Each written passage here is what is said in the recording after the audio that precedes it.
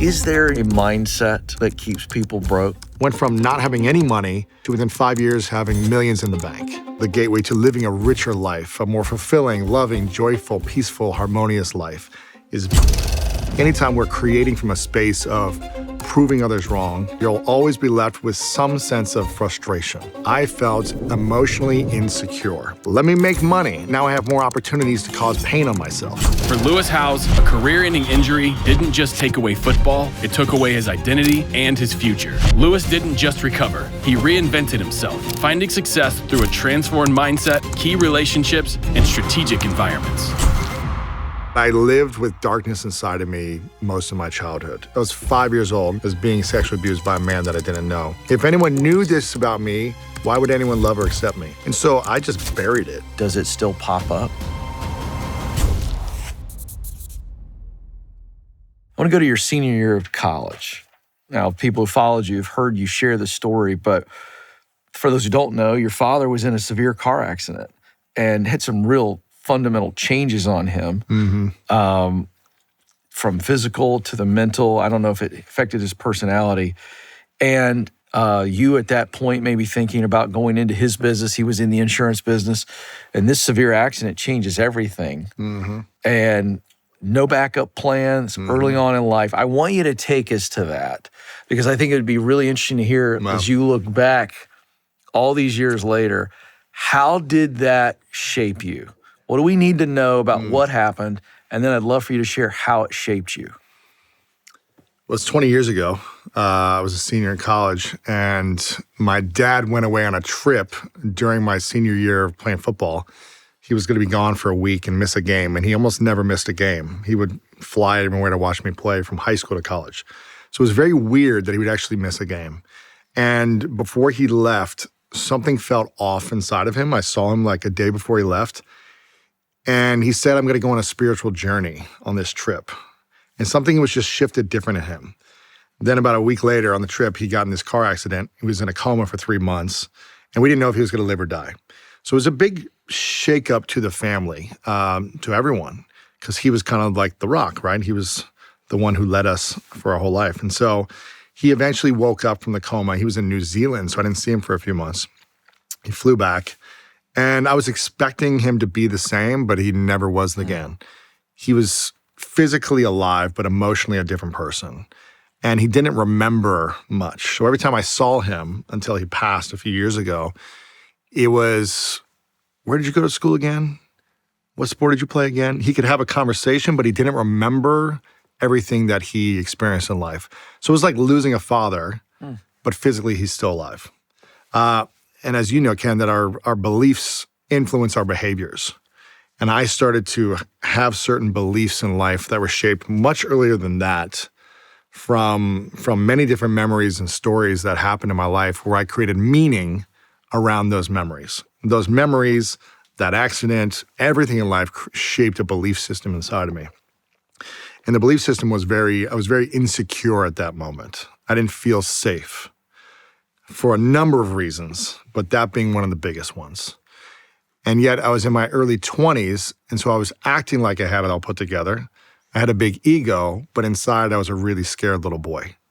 And I never knew how to create a connection between my adult male self with all the memories and stories and beliefs that I'd built from my earliest memories. And so it was a very confusing time, very scary time emotionally. In that time. But I'm guessing also professionally and financially, in that, did you see yourself moving into his business, maybe working with him? At what point were you thinking about that, and how did that rock your I world? went and took an internship. He worked at Northwestern Mutual Life Insurance for 30-something years, and I learned about the business, but it was never like my dream. And so he was like, go play football, take it as far as you can, go live whatever sports dream you have, and you can always come back and work with me. So it was a safety net, right? But it wasn't something that I was choosing. It was his dream as well. Yeah. And it wasn't like it would have been the wrong thing. It just wasn't what I was called to do. Yeah.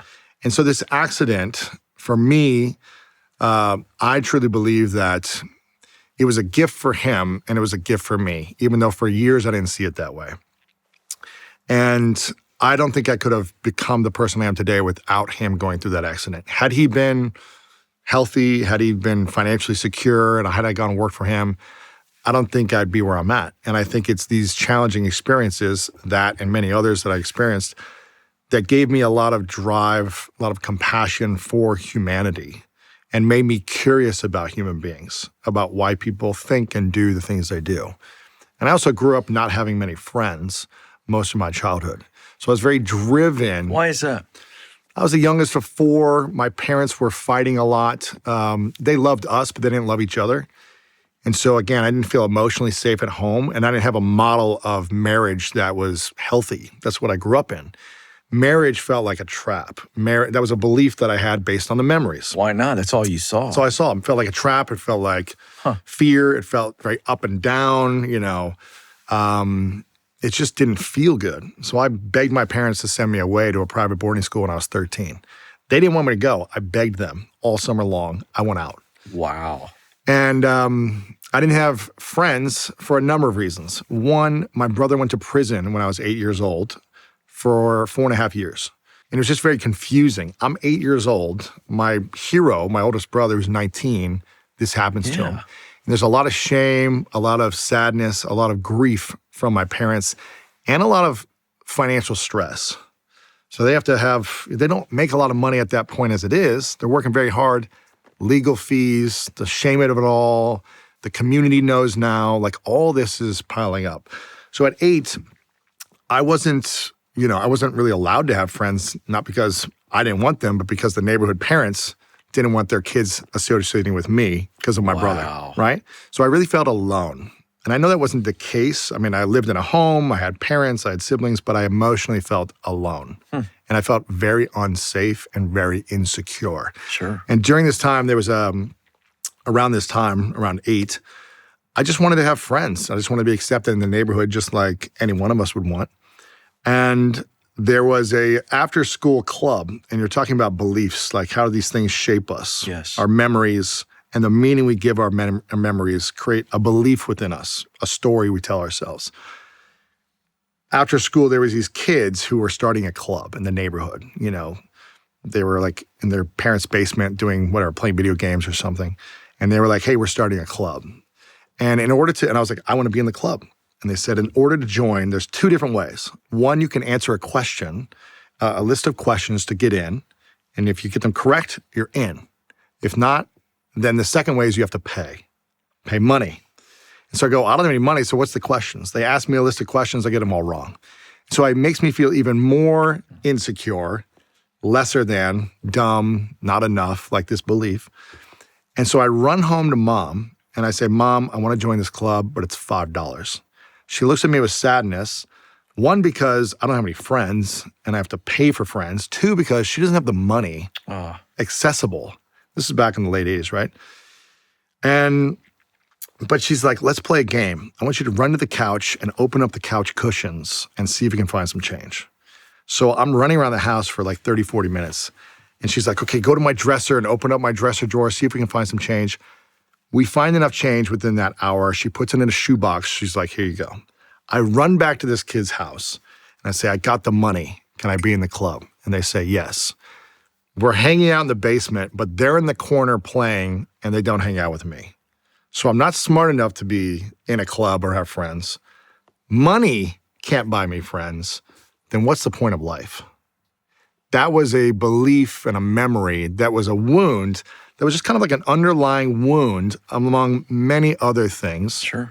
That I created an emotional attachment to. I'm unlovable. People don't accept me. I'm not smart enough to fit in. People laugh at me. I was in special needs classes all through high school. I struggled. And I used false ego to try to protect myself and stand out and be accepted. So I got into stealing a lot when I was like 10, 11, 12. I would steal like candy bars at stores or just find ways to like feel powerful. Yeah. Because I felt weak. So how can I gain a sense of control, a sense of power? And essentially I hurt others and I hurt myself in the process. And I was out of alignment with integrity. I had no integrity at that time. That's when I met some kids who went to this school. I was at a summer camp. I met these kids and I was like, these are positive kids. I want to be around this positive energy. Because I didn't feel like I had that the community in my town necessarily until then. And that's when I left home and everything started to shift. As someone who's experienced serious loneliness, what do you think is happening across the board? I'm trying to give you broad brush here because it's a big question. Yep. In 2025, where we have all this loneliness, as somebody who's experienced it, what do you think are some of the drivers culturally? Well, I just think a lack of wholeness, a lack of healing, personal healing, a lack of the ability to look yourself in the mirror, as weird as it sounds, and accept and love and appreciate and forgive the person you're seeing in the mirror, and be able to be with your own thoughts and your emotions and say, I accept myself, I forgive myself from all these things, I forgive others in whatever way I need to, and I am on a journey of healing and wholeness. Yeah. And so I felt like I was not whole. I felt emotionally broken, spiritually broken, and I was driven to achieve, to fulfill feeling better. Yep. Let me find acceptance through sports, accomplishment, goal setting, accomplishing those goals. When that ended, I was living on my sister's couch for about a year and a half, broken again, after my football dream was over. My dad got in the injury. And I was financially broke, living in student loan debt and credit card debt. And I was spiritually broken as well, emotionally broken, psychologically broken. And I didn't know how to love and accept myself, and I was resentful of the world. This show is sponsored by BetterHelp. Hey, everybody struggles from time to time, and you might have considered going to therapy, but taking that first step can feel overwhelming. Maybe it's the time commitment. Maybe you have some preconceived ideas about therapy, or maybe it's just the cost. But let's be real for a minute. We'll spend money on shoes, or the latest phone, or even designer dog bowls. And I spent a little too much money on pickleball equipment. But now that I've confessed that, let's be honest, when it comes to our mental well-being, we're more likely to say we can't afford it. So listen, your mental and emotional health are important, more important than the stuff we waste our money on. And BetterHelp makes therapy more affordable and convenient. Since it's online, you can talk with your therapist when it works for your schedule. No long commutes, no waiting rooms, and no waiting lists. Just fill out a short online survey to get matched with a licensed therapist. And if it's not the right fit, you can switch at any time for no extra cost. Your well-being is worth it. Visit betterhelp.com/Ken to get 10% off your first month. That's betterhelp.com/Ken. What's amazing about this part is you've already gone through this unbelievable deal with your dad and other stuff that we're going to cover. But here you are with some success. Yeah. You had some success in sports. Yep. And a potential real career there. I'm wondering if before that wrist injury, for those that don't know Lewis's story, break your wrist and it's over. Mm-hmm. I don't know what that's like. I loved playing sports growing up, but I never had a future. You know what I mean? Right? What is it like? What was that like emotionally when, again, your future is, it's another shift for you? Well, I think anytime you put your self-worth on your identity on something you're doing in life, and that thing gets crushed, or you lose the job, or the marriage goes through, whatever. Yeah. Your life starts to crumble because that's your identity. You put all your value and your self-worth in this thing that you were once doing and once good at, or once people identified you as, and now it's over, so my self-worth was over. And I also already had a false sense of self-worth because I had a cocky ego that was like, I can do anything in sports. But inside, I didn't have the vulnerability or the ability to sit with my emotions.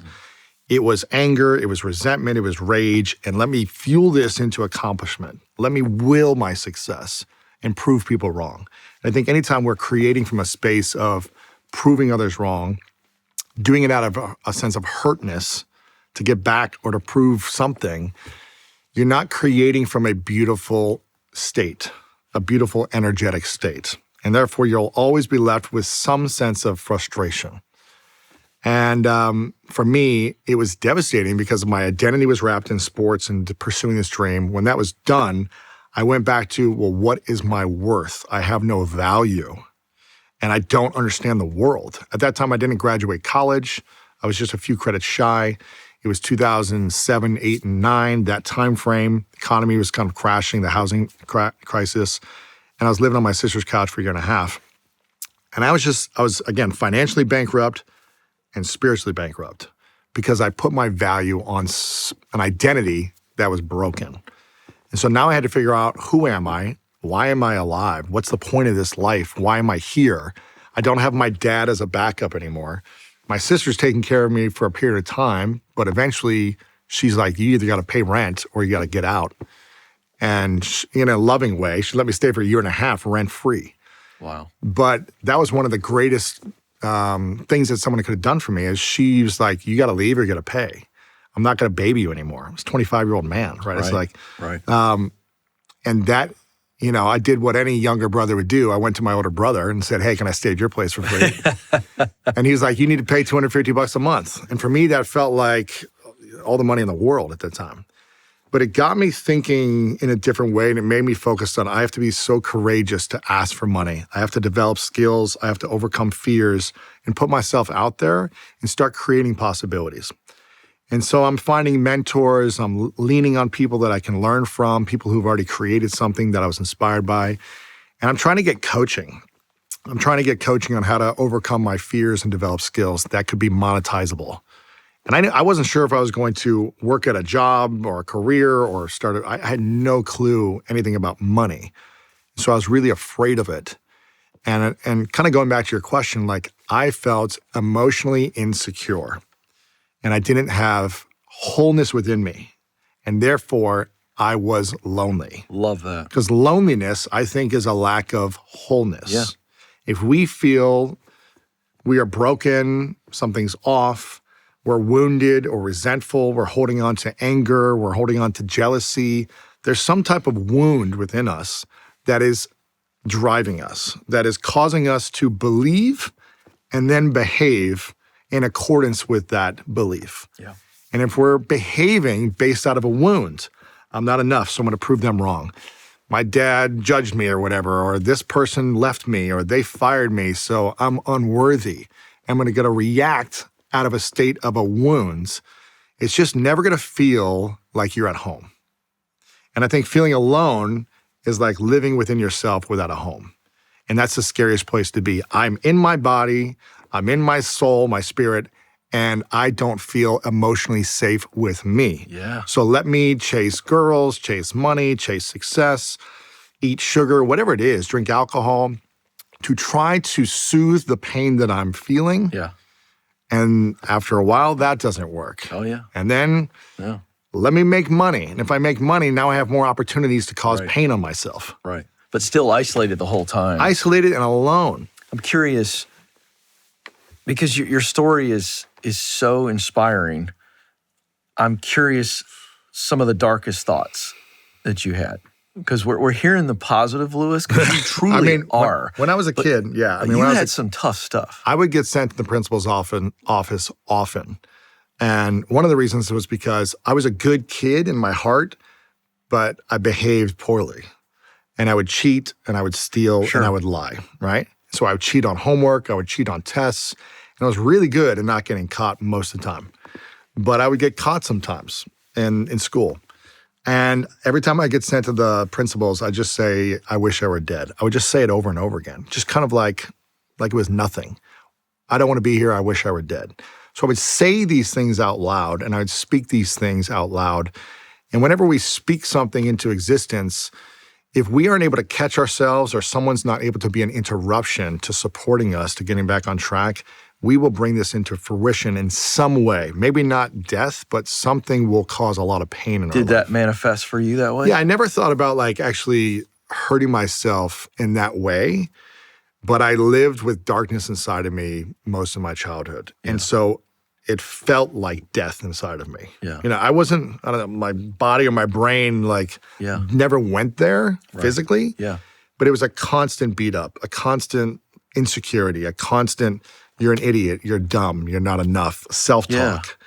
And that self-talk is very lonely feeling. It's so powerful. When you don't have, even if you have everyone else around you saying, we love you, you're amazing, you're powerful, you're beautiful.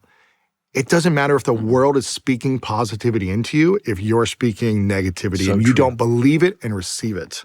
Oh, I've said it a million times. We are the voice we listen to most. Exactly. And so that loneliness is a lack of healing, a lack of wholeness. And when we're chasing something or we're running away from something, we're not able to confront the thing that is causing us the most pain. Yeah. We're trying to avoid the pain. Yeah. And for years, when I hit 30, I had all these moments in my life and relationships and business and friendships that were falling apart. And for a long time, I could get away with success or the money I was making as a mask. But then when everything started to fall apart 12 years ago, I was like, oh, I'm the person at the root of all of these relationships. And so let me start to reflect and see, why is my ego driving my life into the ground when I thought it was accomplishing the results? Yeah. And that's when the healing journey and the self-reflection and the true, and it didn't happen overnight, but the journey of healing. And how much therapy did you do? I've done a lot of it. And I still do it today, not because I think I need it, because I want to prevent it from happening in the future. I love preventative maintenance, yeah. So, once every 2 months, I'll do a session. And I'm talking to my coach about, what are the 50, 60, 70-year-old men that you coach struggle with? What are the big problems that they cause? Yeah. They have affairs, they do this, they do that, they don't take care of their health. And so there's a lot of these other challenges. So I'm thinking preventative emotional care. Right. And how can I stay on top of my mindset, my emotions, and just making sure I'm staying in alignment. Yeah. It's more of like maintenance. Love that. I think shame is the most underrated enemy in the world. I don't think we even realize it sometime. And I'm in therapy right now, and one of the things that I'm learning is I've been carrying so much shame and couldn't identify it properly. So Brené Brown, I think she's the gold standard on shame. So two things to set this. Here's what she said. She said, shame is the intensely painful feeling or experience of believing that we are flawed and therefore unworthy of love and belonging. Something we've experienced, done, or failed to do makes us unworthy of connection. And then she said this, we cannot grow when we are in shame. Mm-hmm. We can't use shame to change ourselves or others. Now, that's a 90-minute conversation on just the last part of that, the changing others. Some of us who are controllers and we don't realize it. Yeah. Parenting, oh boy. I mean, I've confessed so much to my teenage kids over the last several months, in honesty of when you try to parent and you realize you're trying to, and it's out of shame. So, but look at the weight you've lost. That has nothing to do with it. That's just weightlifting. The emotional weight has allowed you to release the physical weight. Oh, that's interesting. The shame of let me eat more, let me drink more, let me not take care of me because I don't believe I'm deserving of health. Yeah, that's right. I'm not lovable, so let me mask it. Maybe it's not the main thing you're thinking. Yeah. But that's the first thing I notice of you is you have a different energy. And the weight is a reflection of that. It's interesting that you say that because I truly thought about talking to you beforehand. We didn't have as much time. But it wasn't something specific, but I wanted to say to you, hey, listen, if I ever gave you bad energy in previous interviews, I want you to know something. I didn't know this, this, and this. And I'm not saying— That's what you were thinking? I wanted to confess it. Interesting. I don't know that you even noticed it. No, I noticed a shift in you. That's my point. I'm not taking anything personally when you were being mean to me in the past. No, I'm just kidding. You were mean. No, you were mean. Would never been that. No, but you have a different energy. You have a different energy about you, a presence. Think so. It's a way of being. Yes. And can I tell you what it is? Because it's a part of this question. Please. It is a release of control and a acceptance of actually being okay feeling what I need to feel. Yeah, and you're not judging yourself anymore. That's right. Or judging others. Because when you judge yourself, you judge everyone else. Yes, it is I'm feeling sad today. Mm-hmm. Why am I feeling sad? I'm feeling shame, right? Because of this or whatever. So I love how he turned it on me. This is actually great. It's a much better conversation. But the reason I read those quotes is you've been very public that you were sexually abused by a man that I didn't know. Yeah, I was 5 years old. It was one of my first core memories. Was being sexually abused by a man that I didn't know. He was probably in his late teens. It was the babysitter's son. And it was kind of like a movie playing in my mind almost every single day for 25 years until I finally opened up about it. Yeah. And Literally no one knew? No one knew. No one knew. Not even your parents? My parents didn't. I didn't tell anyone because I was so ashamed. If Of anyone knew course. this about me, why would anyone love or accept me? Yeah, I That was can't the even fear. imagine bearing that. And I also didn't, I feel like the world has changed a lot in the last, I guess, 5 to 7 years, but in many ways. But, there was never anyone talking about being sexually, as a boy, I didn't see like athletes on TV saying I was sexually abused or this happened to me. Now you're seeing it a lot in the last 5 to 7 years. Like people are opening up and feeling more comfortable talking about it or just sharing about their experience. But growing up, I didn't see that. And also, I didn't have any friends. And I just wanted kids to accept me. So when I started playing sports and like being on sports teams in my, 8, 9, 10, in my early teens, I was a very like loving, playful kid also. And I just would like put my arm around like guys I'd play with. And they would push me off and they'd be like, don't be gay, don't be a girl, don't be a this, a sissy, whatever it is. They just say these words as if it was bad to be affectionate. And so I was like, oh, I can't even put my arm around a guy and without them making fun of me. If they knew this happened to me, no one would speak to me. Especially back in that era. No one. It would be like, you're weak, you're not enough, whatever. Right. And so I just buried it. And it was just like a memory that was constantly replaying this movie, this scene every day. And it was just terrifying me. So when you went through your therapy journey, and since then, the reason I bring up shame is I think a lot of people have different levels of shame. I didn't raise my kids the way I wanted to. Yeah. It could be a variety of things here. There's a lot of shame. My question to you is, how have you got on the other side? How did you shake the shame? Does it still pop up? That doesn't pop up for me anymore because I have done so much. I've spoken it out of me. That's good. To where I feel like if you're not able to speak about something, that thing has power over you. So it's lost power because you've shared it. It's lost so much power. light. I mean, I don't want it to, I've talked about it often as it's a part of a story that I share, that I don't want to say it's as simple as like taking a sip of water and feeling comfortable, but I've released that trauma from my body. I've forgiven myself. I've forgiven the person. I've never seen the person, but in my mind, I've forgiven that. And I've created new meaning from that memory. You were talking about our beliefs early on.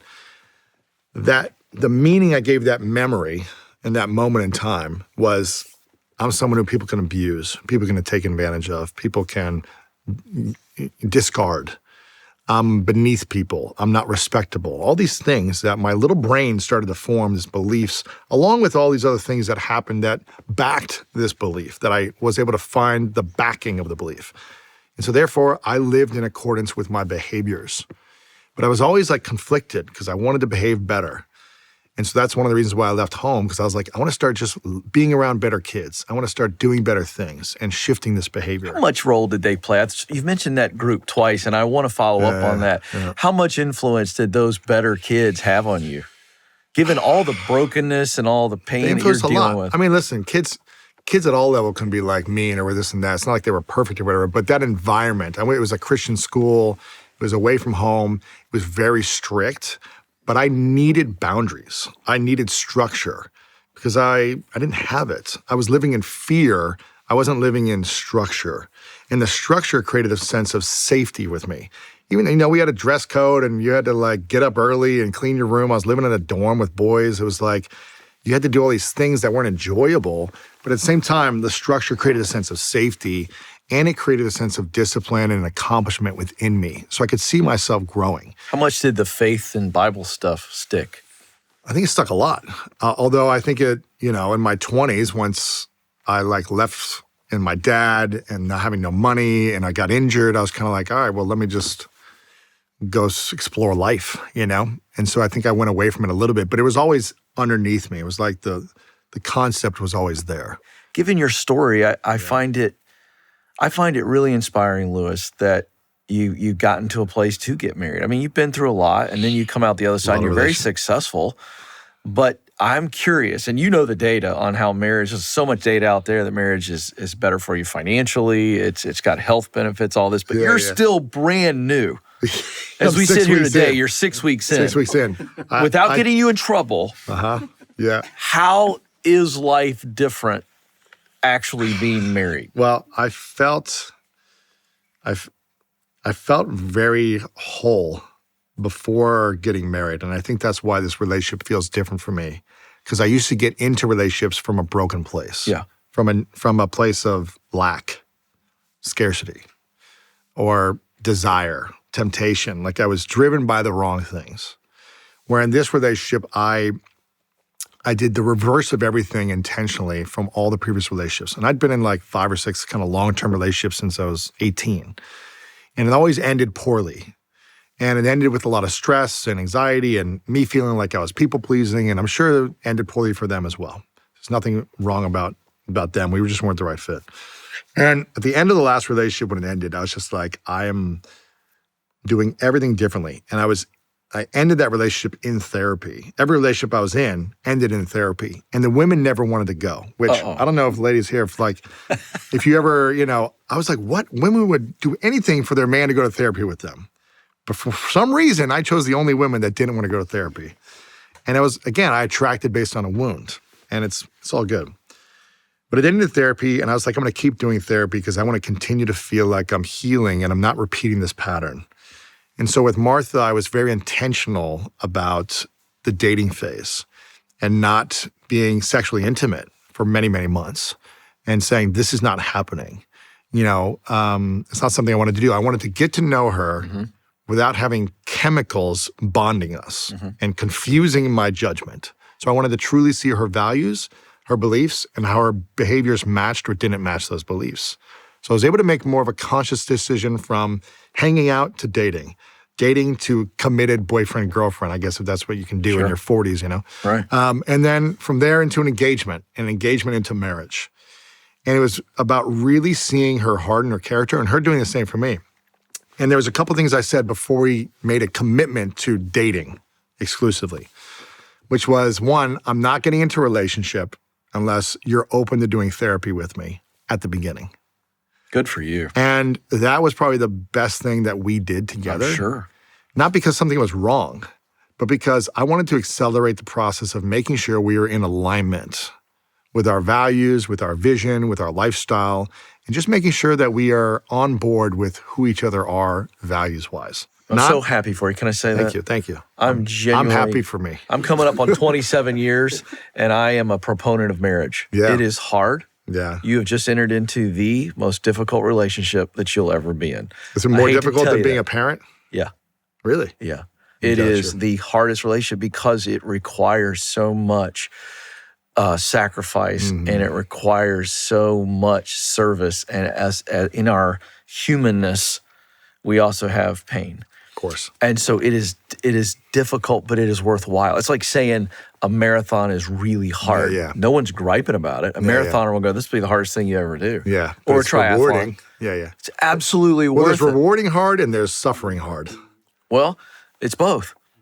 A true marriage, there will be time where you suffer. It's life. Sure, 100%. It's life. But it's your interpretation of the hard. Yeah, but it is. But I would say, that's right. And I'm agreeing with you, but I'm saying that I want people to hear this. This is a fun conversation because the root word for passion means to suffer. Mm-hmm. And when Mel Gibson calls it the Passion of the Christ, he actually got it right, whether you like Mel or not. But that's the fact. Yeah, and so this idea that I'm willing to suffer. Yeah, I'm willing to go through any type of pain, but I'm not willing to give up who I am for that pain or people please again. Don't have to do that. Change myself to make someone happy or discount myself. But if you ever see your wife go through a medical scare, I promise you, you're going to suffer. Oh, yeah, no. Someone hurts your wife. It's not easy. You're going to suffer. That's what I'm getting at. I agree with that 100%. So the point is, it'll be the hardest thing, but it will absolutely, but harder than raising kids, yes, because the kids are going to come and go. That's the freaky thing nobody really prepares you for. Yeah. Like I've got one in college now, right? And the first time you drop your kid off at college will be one of the most devastating things you face. Wow. Because you realize now this chapter is Complete. It's done. Yeah. And now there's a new chapter where the relationship changes. Yeah. Having said that, I'm really, really happy for you. Here's the question on marriage. Last question on marriage. How, and it may be too soon, how has it changed your perspective as a professional? I mean, I just called her right before I even came on here, and I was just telling her how inspired I am to be here and to be around, the Ramsey community. And she was like, "Oh, I asked Dave about like marriage and money and this and this because we've done all these like kind of prep work still, but I want to be a lifelong learner. Yeah. It's not like we figured out a system and then we just stick to it for life. I think it's always evolving, and I just want to keep learning. How do I improve? How do I grow? How do I get better at something? But what it's giving me is like, I was very self-identity before in terms of like, this is my business and my money and I built this and, all these things. Mm-hmm. And over the last year, as we're like, we're getting married, this is happening. It's like, this is ours, And for me, it feels like a different level of trust and partnership than I've never had. Yes. It's only been 6 weeks, but it's been the conversation for a year before getting officially married. And I think the spiritual marriage of it has made me feel like, we are in this together. Even though we were in it together before, but now I feel like, things are logistically moving and spiritually aligning to where I feel like we're going to be able to create magic at a different level. Yes. And really magnify both of our talents together, which I'm excited about. So I'm grateful, Louis, that you've shared a lot of personal stuff today. And I'm driving towards something that I wanted to have a conversation with you on, because you and I both have been able to sit with people and great people and interview and talk to them and learn about them. I'm just curious what your thought is on this. I just think that all of us experience pain, but through either the grace of God or maybe upbringing and maybe DNA. Some people can just get through the pain and some people can't. And that is not said from a place of judgment. Because some people have been through some horrific pain. Yeah. And they don't ever recover from it. As a guy who's very successful, a guy who has interviewed a lot of successful people, you're known, the school of greatness. I mean, you've branded it. Do you think the successful people that have endured great pain, you being one of them, and have come out of it, is there something beyond those three factors that I just mentioned? I think it's a combination of all of them, like you said, but I also think, I don't think I would be able to have peace without the still small voice inside of me. God's voice inside of me. I 100% agree. Saying, that feels off, don't do that. This feels like a calling, even though I'm demanding all of your courage and it's scary and it's terrifying, like that's where you need to go. Like lean into that. Have that tough conversation, like get out of this relationship, dive into this thing, like pursue this purpose. Did that still small voice, was it there in the early days of abuse? It was always there. Yeah, for me, it was always there. It was very small at times. It was very quiet at times. I'm sure. But anytime I could get to a place of like some type of peaceful state and I could really like reflect and look in, I had the intuition to be like, okay, this doesn't feel right. It might take me a while to get out of something and I have extreme pain. So I was like, okay, so you're reminded you did this thing and now don't do that again. It would take me a while to learn sometimes, but that voice has always guided me. So what's the message to people right now that are feeling like, I can't get through this pain and get on the other side? I think it's a combination of, asking for help is not weakness. It's wisdom and find support. I was really good at finding support and leaning on coaches, mentors, or just people older and wiser than me and saying, please help me, Can you think back to a moment where either a coach or another man, could have been a woman, I don't want to make it, male or female, but a person who spoke life over you? Many people. I mean, one of them. Give me an instance that you look back and go, this kept me going. Many of them, but the first one is a woman, actually, that was my track and field coach. High school? College. Yeah, okay. College. It was always a dream of mine to be an All-American athlete. And probably one of the reasons was one of my early memories was watching college football with my dad. And remembering hearing about like certain athletes being All-Americans. And I was just like, that's what I want to be one day. Right. And it was always a dream of mine. And I thought it was going to happen in football. But my senior year, I got injured. And then I went back for my fifth year senior year. And that's when my dad got the injury. And I also, when my dad got in the car accident, The next day I played a game and I broke 3 ribs. Oh, So I thought my season was over. I didn't know if my dad was dead or alive, and it was very scary. My senior year, I didn't make it in football, my original senior year. I ended up making it my 5th year senior year. But before that, I was running track in college my freshman year. And this track coach was just a great inspiration. Her name's Ann Pearson. And I went back to my senior year. I didn't run track for a couple of years, and I called her because I was sad that I didn't make the All-American as a football. I said, do you think it's possible that I could be an All-American in track? In the decathlon, which I'd never done before. But I was a sprinter, a high jumper. Like I could do a lot of events well, but I wasn't great at one event. But I said, do you think I could do this? And this was Christmas time, going into kind of like the winter, spring season. So 6 months away is the national championship of track and field. And I go, do you think it's possible? She said, if you listen to everything I say from this moment on, this phone call, you have a chance. And that's all I needed to hear. yeah. She's like, you have to cut out all sugar. You have to really do this. We're going to be doing 2-a-days. Like training starts now. We have no time to waste. And I just listened to everything she said. You tell me jump on, I say, how high? I'll do everything. I lost 30 pounds within 6 months. Wow. I was up at 6 a.m. every morning training with her, then training with the track team in the afternoon. I was obsessed by being coachable and listening to her. And she rode it all the way through, getting me to the national championships. And it came to the second day of the decathlon where I almost failed. And she was able to get me through the pole vault, which I almost failed on. And all the way to the very last event, which is the mile, the 1,500 actually. And I was in 9th place. And I needed to be top 8 to make the All-American team. And she just gave me so much guidance, wisdom, and emotional support that I would not have accomplished that goal, that dream, without her guiding me. And so for me, that was a beautiful moment. But I have so many from after that, but she was one of them. I love that. I love the transfer of belief from a great coach. That's I it. love that. Okay, let's go over here. I'm Alex. Your story is very inspiring, especially kind of being a voice for men who often find trouble having one.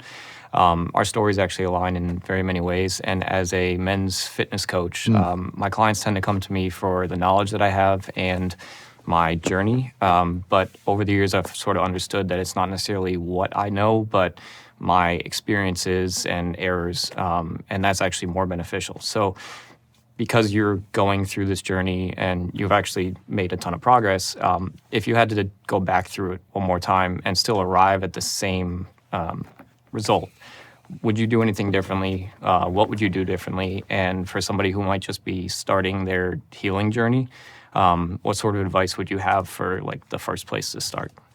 I mean, I would do something, if I could do something different, I would heal sooner. I would definitely start healing sooner and start going to, getting a coach or a therapist or a spiritual guide or someone to be able to give me feedback for me, where I could process past wounds and pains and beliefs that were keeping me trapped emotionally. Because I just made a lot of decisions. My behaviors were based on beliefs out of pain. And that's not always a bad thing. I think it's like, there's something hurting in the world, and you want to solve a problem. You want to help a charity because there's a lack or a brokenness in a thing in society. But I felt broken. I felt wounded. And anytime we create from a wound, we're creating from scarcity, not from wholeness. And it doesn't mean we can't achieve great things or make a lot of money or have success. But the success for me never made me feel whole. And so you still have to solve that problem. I wish I could have done it sooner, started the healing journey, and stayed consistent with it. But for me, there was a moment when the healing occurred for me. It was the craziest feeling because it was like I was learning, I was reflecting, I was integrating, I was learning, reflecting, integrating, but I still felt emotionally trapped inside of me. It wasn't like I felt free. For whatever reason, after the 6 months, something all connected either in my nervous system or my spirit or my body. It all kind of connected. This whole time I had a chest pain and throat pain. It felt like I couldn't speak. And I don't know if you ever felt this. And I had like this ball of pain in my chest for most of this previous relationship.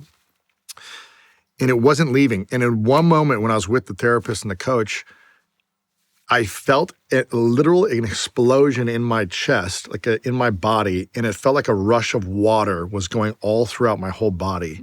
And I thought I hurt myself for a second because it was the weirdest sensation. It was like something broke, and I felt a rush through my body. And that was 4 years ago, and I haven't felt chest pain since then. Doesn't mean I haven't had like stressful moments or like frustration, but that like core wound, something broke open physically in my body where I felt freedom. And it's been now my responsibility to continue to do that healing journey to stay in that free state. Because it could be easy for me to start thinking and believing something again and then behaving in alignment with that belief. But I'm continuing to choose a new story and a new truth and reaffirm it through my behaviors and then see the fruit of that behavior on a daily basis. So healing earlier would have been something that would have been amazing, but it's also part of my story. So it's not, it's okay. Yeah. It's what I needed at this time. So good. I'm thinking of something my therapist helped me work through recently. You know, he's like, you just got to drop one word in your sentence. Just drop the word not. Instead of I am not enough. Oh, I am enough, yeah. Simple stuff. But like that's that reframing. Love that. So here's an analogy for you. Have you ever heard of Wayne Dyer? Oh, yeah, old school. And you guys know Wayne Dyer? I mean, he was famous for PBS, you know, Yeah, he was amazing, all over right? PBS. I never got to meet him. I never saw his stuff, but I watch his stuff now. I never saw him live. But he has this, he used to tell a story on stage that I watched in a YouTube video that he would bring an orange out on his speech. And did you ever watch? No, tell me this. This is great. So he would come out on stage and he would say, you know, if I have this orange, and when you squeeze this orange, what comes out of an orange when you squeeze it? What do you guys? Juice. Orange juice, right? Yeah. Does apple juice come out of an orange? No. Does grape juice come out of an orange? Does watermelon juice come out of an orange? It's orange juice, and he would say, because that's what's inside. What's inside of an orange, when you squeeze it and you apply pressure, is orange juice. And he would say, you know, when you're applied pressure in your life, what comes out of you is whatever's inside of you. So if you have a wound and you have resentment, anger, jealousy, frustration, that's going to come out when you're applied pressure. That's right. It doesn't mean you might not be like a loving, positive person, but someone hits that trigger point inside of you and they apply pressure in the negative way. I used to react with anger. Yeah. I used to react with defensiveness, like, let's fight. You know, I felt like someone was trying to take advantage of me and abuse me. My nervous system is saying fight. Mm-hmm. Like, let's do this. And it never felt good. Like, it felt rage, it felt powerful, but it didn't feel empowering. Yeah. It didn't feel peaceful. So good. And something else had power over me to react in that way. And so, again, if I could have been on a healing journey sooner, what could have come out of me more in instances in intimacy and relationships and friendships and business and family is more love, more peace, more harmony, as opposed to resentment, defensiveness, guardedness. Yeah. And I think you just have a richer life when you can heal what's inside. The new book is Make Money Easy. So interesting to see you come out with a money book. And here we sit in a building that Dave Ramsey built on money principles. So much good stuff in the book. But I want to ask about mindset around money. Yep. Because, again, you have made a lot of money. You've interviewed a lot of people who make money. Is there in your mind a mindset that keeps people broke or keeps them from being able to make the money that they possibly could? There's, I think, two different ways of living. There's a scarcity mindset and there's an abundance mindset. And the scarcity mindset lives in victimhood, not enoughness, and let me take, whereas the abundance mindset lives in the belief and the framework that gratitude and generosity are the gateway to abundance, is the gateway to living a richer life, a more fulfilling, loving, joyful, peaceful, harmonious life, is being in a state of gratitude and generosity. When we're broke financially and broke emotionally, spiritually, it's the worst place to live. No one wants to have zero money, debt, and then have no purpose and no self-love. It's like the lowest level of living. The only way I think to get out of that is go from helplessness to helpfulness. Yeah. It's like, how can I start to be helpful? As opposed to being a victim and say, oh, the world is against me. It's like, how can I be helpful instead of just hopeless? And so that is about gratitude and generosity. And when you're broke, I remember being broke on my sister's couch for a year and a half. I didn't have any money, so I couldn't give people money. But I had to ask myself, what can I give? I can give my time. I can be an active listener. I can give my presence. I can look someone in the eyes. I can give a compliment. I can acknowledge people. I can be resourceful, and I can connect people to help them. How can I use my talents, my skills, my resourcefulness to be generous without taking? And once I started to be more grateful for my state of being, appreciating my sister for letting me stay on her couch, appreciating someone giving me 30 minutes of their time, and being in gratitude and then being generous as well, that's when I started to feel more free. I started to feel more confident. I started to feel like, oh, there's possibilities all around me. So I went from financially broke and spiritually broke to financially broke and spiritually more abundant, feeling richer emotionally. As I started to build that momentum of gratitude and generosity, overcoming fears, developing skills, I started to make a lot of money over the next 3 to 5 years. Went from not having any money to within 5 years having millions in the bank. But something happened where I started to go back into scarcity emotionally. So I had financial security, let's say for a few years or something, right? But I went into a scarcity mindset.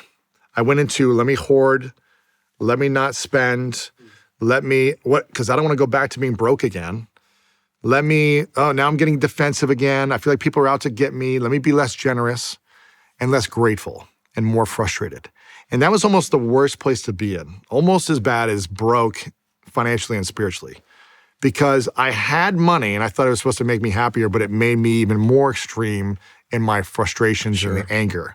What was inside of me came out even bigger. The money didn't heal me, it revealed more of me. Yes.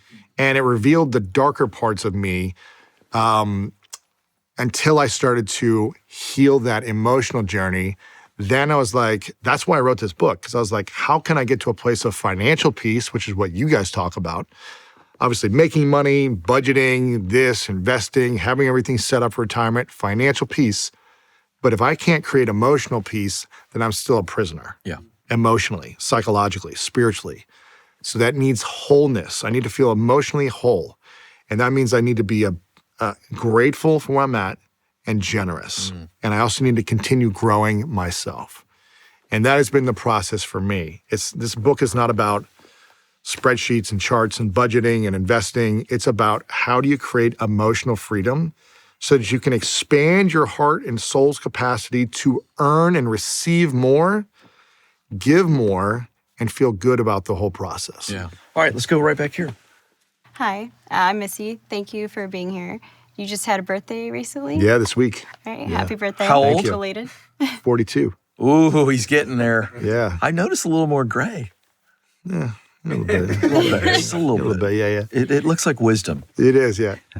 I've followed your journey for a while. It's been very inspiring, and thanks. it's helped me get through a lot of really hard times and find my own calling. So I actually just launched my own coaching business in November. Congrats. Thank you. Heal Her Holistic. So helping women through a lot of trauma, chronic illness, basically everything we've pretty much touched on That's today. A lot beautiful. of shame. That's beautiful. So I'm taking a lot of notes. But I'm having a lot of resistance in my nervous system to stepping into my calling, even though I was in first grade standing in my room and I just had this gut feeling like, you're going to have a big impact on the world one day. And I was like, whoa, I'm in first grade. Shoved it down. And it kept coming back up. And life kept redirecting me. And through a lot of my healing, the adversity I'd been through, I've come to a place of surrender and gratefulness where it didn't happen to me, it happened for them, meaning the people that I'm going to inspire one day and help with my stories, very similar to you. Again, I'm just having that resistance in my nervous system, even though I know this is my purpose, this is my calling, this is why these things happened. Do you have any advice? You have a for resistance getting started? in like launching or being more successful or like getting more clients or getting bigger? My So first client. you have a feeling that you're supposed to do this, but then you don't feel emotionally safe in doing it still. Is that what I'm hearing you say? Like your nervous system is scared. Yeah, What's my the- nervous system's like, no. What's the thing you're more afraid of, failing or succeeding? I think succeeding. Why do you think you're afraid of changing lives, making more money, and becoming successful in the eyes of yourself and others? Because it is not aligned with my family of origin story. So you have a belief system that is, and your behaviors are mimicking those beliefs. They're in alignment with the belief. It's not aligned with the way you were raised or what your parents think or your grandparents or the family, or it's not what you're supposed to do. And so therefore you're behaving in alignment. So you're doing exactly what your beliefs are wanting you to do. So the only way you can start behaving in a different way is to start shifting and believing in a different way and start rewiring those beliefs, which for me, was more around, am I deserving of love? I knew I wanted to be successful. I wasn't afraid of success. I was afraid of judgment. And if someone knew me, they really saw into me, they wouldn't love me. And I was afraid of that. And I would sabotage relationships in sense of choosing certain people that weren't emotionally available for me also, right? And it took me rewiring through exercises, workshops, therapy, coaching, whatever I could learn to start to believe something else was possible. And again, I never saw marriage as a good thing. I saw it as like only causing pain. And so I didn't believe it was possible for me. But I craved intimacy and connection, right? But I just suffered with it. And it wasn't until I was able to essentially, put a photo of my 8-year-old self on my phone and have, as weird as it sounds, a conversation with that little boy inside of me every single time I saw the phone 100 times a day, and started to say, I got you, you're safe, I'm the adult in the room, I'm taking care of us now, thank you for getting us here, I got you now. Not worrying about what my parents think, creating boundaries with family, friends, business colleagues, and creating a boundary with myself. Emotionally and spiritually, I was able to start mending and forgiving myself. And one of the best practices I have done, again, this might be a little weird here, is look myself in the mirror and say, I forgive you. And truly look yourself in the eyes, and it might take months, a year. It may not happen in the first time you try this. And it's got to be integrated into the whole holistic process of healing. Essentially what you're trying to teach women, it sounds like. That's what I was thinking. You've got to be integrating this in your life. And once you continue to do that personally, you're going to be able to thrive. But right now you're blocked internally because you don't believe you'll be accepted, or your family's going to say, well, you can't hang out with, whatever it is. I'm not sure. Is that what it is? Are you afraid that family's going to judge you if you do this thing? I'm trying to figure that out. I think it's more of a survival thing of I had to be who they wanted me to be, and I'm from a small town. There's a lot of scarcity mindset. And no one's able to go beyond a certain level. That's right, yeah. And no one's able to leave the town or think they're better that's than. fascinating. And no one's able to have a certain amount of success, or we're going to bring them back down. That's right. And I had to leave my hometown and essentially have no friends. That's right. And leave my family to go create a new identity. I'm not saying that's what you need to do. But What you're going to you're need to saying, have, you're going to get to, if you want to have a beautiful relationship with friends, family, and community, you're going to also get to have the most courageous, honest conversation you've ever had with each one of them. And saying, you know me as this person, Missy, right? Is it Missy? You know me as Missy from childhood, and now I want to step into an upgraded Missy. Melissa. My real name. Melissa. Melissa. I'm See, now Melissa. she likes that. Now she's Melissa. That's interesting. Well, It's my real name. and everyone calls you Missy at home. I've always been Missy. And so you're no longer Missy. That's a good. belief system. That's good. Not that it's not fun or cute or whatever, and it's like fine. But if that's your identity, is I'm Missy, where people think of me this way, and I'm the good daughter, and I'm the good sister, and I'm the good friend, and I don't ruffle the feathers, then you're going to stay in a safe, comfortable place. And it sounds like the girl in you is screaming. Even though you look put together, it sounds like inside of you, the girl is screaming at you. And you're trying to keep it quiet, and you're trying to keep it calm, and you're trying to say, I'm going to set up my business and structure it a certain way, but I just haven't been able to get that first client. The little girl is screaming, Melissa, go for it. And who cares if we fail? But this is what you feel called to do. And so you're shutting down the girl in you who wants to pursue something, Yeah. to feel So safe true. and fit in and protected within your family of origin, it sounds like. And you know all this already. I'm not saying something you don't already know. This is not some new concept because you've studied this. Without me, you've studied this on your own. And you're exactly where you need to be right now, the synchronicity of this conversation happening. And it's every day you wait, you are limiting the girl in you, the potential to make a difference in people's lives. That's by the trying key. to please a few people in your life or fit in a certain way. And it's going to require you having the most courage you've ever had in your life to sit down and have real conversations with the people in your life that you feel have been limiting you. And maybe they haven't even been limiting you. It might be your own sense of it. Just sit down with them and say, this is what I want to do. And I want to know you're going to accept me and love me no matter what I do. They may accept you or not, but you having that conversation will set you free. Yeah. And that would be my reflection for you. That's good. And I have to add one thing here because you're still trying to figure it out. And Lewis, I've had the pleasure of coaching so many people on the air. And one of the things that I found when someone would say they were afraid to launch, to start, is one of the fears is rejection. Yeah, of course. Because you've come through a lot of pain, which scarred you, stained you, labeled you, okay? And when you're launching a coaching business, you are the business. Mm-hmm. Lewis and I get this. When we launch a book, we're not selling a copier. If somebody doesn't like my show or doesn't like your book or they give a negative review, it's really personal to us. Yeah, it is. And I'm saying this to say I understand the parallel here. And I think part of what you're dealing with is the previous pain you've had. If you put yourself out as a coach and the first 3 women you talk to, they don't sign up with you, I think you're afraid that it's going to validate. And what you got to remember is you're going to have to get through some no's in order to get to the yeses. The actual women that you so profoundly said are the women that you went through pain for them because you made it out. Well, so I hope that encourages you. I think some of that is that. Well, I also feel like you think you're an imposter because you haven't done it yourself. Exactly what I wrote. That's what it is. So you're thinking, I want to help women. I want to help people heal themselves and holistically improve and have a healthier journey. But I know deep down I haven't done this for me because I'm afraid to talk to my mom or I'm afraid to talk to my sister or my dad or whoever it is. And my grandparents that have put me in a box and I'm afraid to do it myself. So how can I coach someone if I can't do it for me yet? And so I think once you do that, you'll set yourself free to have more courage to see if this is something you want to pursue. So right now you've just been thinking about it probably for years and you haven't done it. And that is like stuck block energy. And so my recommendation would be go as fast as you can into having these courageous conversations with everyone that you feel worried about their opinion.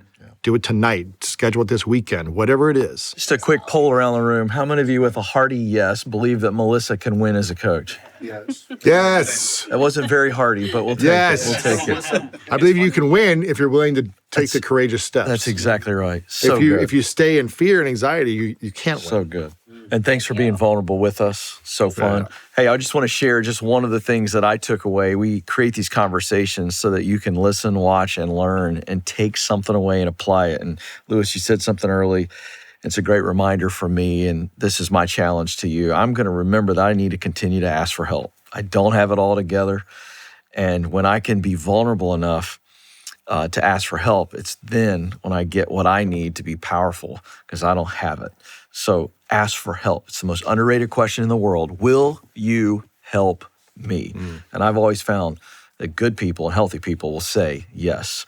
Hey, if you enjoyed this conversation, make sure to let us know by liking and subscribing. Also, if you want to join us in studio for a live recording, check out the link in the show notes for up-to-date info on our upcoming guests, dates, and opportunities. Well, friends, I know you got a lot out of this, as I did. Would you join me in thanking Lewis House for his time? Thank you, Lewis.